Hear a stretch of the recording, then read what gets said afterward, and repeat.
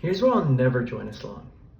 In the past, on my page, I have shown how they have taken the Bible out of context to prove a point that they're trying to make. Usually, it's a Christian core doctrine. Jesus is God, the Trinity is real, and the Bible is inerrant. Usually the big three things. Now I'm going to show you how someone took a video out of context. Stay tuned to the end and you'll see the actual video. We don't have the original manuscripts of the New Testament. They all disappeared within a century, I'm pretty convinced, by copying and copying and copying. And all the copies that we have disagree with each other at some point. Sometimes it's quite a few disagreements, but we have hundreds of thousands of textual variants among our manuscripts. So, a question to ask here is, how badly did the scribes corrupt the New Testament?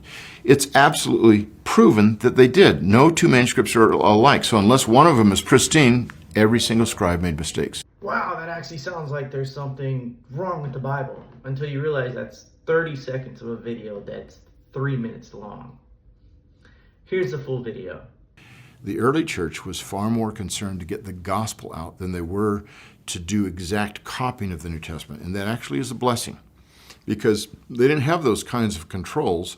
And consequently, you get copies that are not through just one stream, but tons of people all over the place are making these copies. So unless one of them is pristine, every single scribe made mistakes.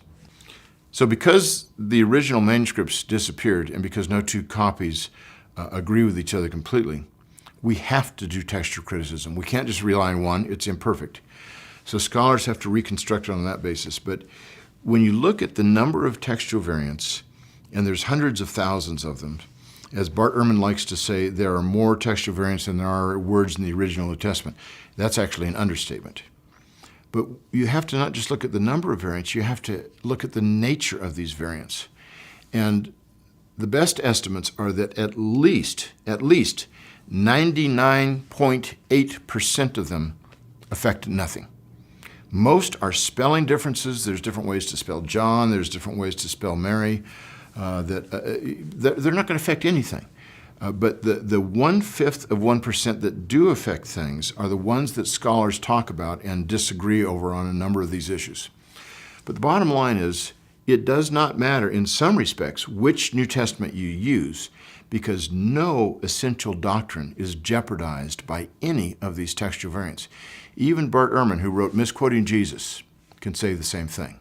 There is no reason why a 3-minute long video was cut down to 30 seconds on only the part that looked like it was a problem for Christianity. This is why I'll never join Islam.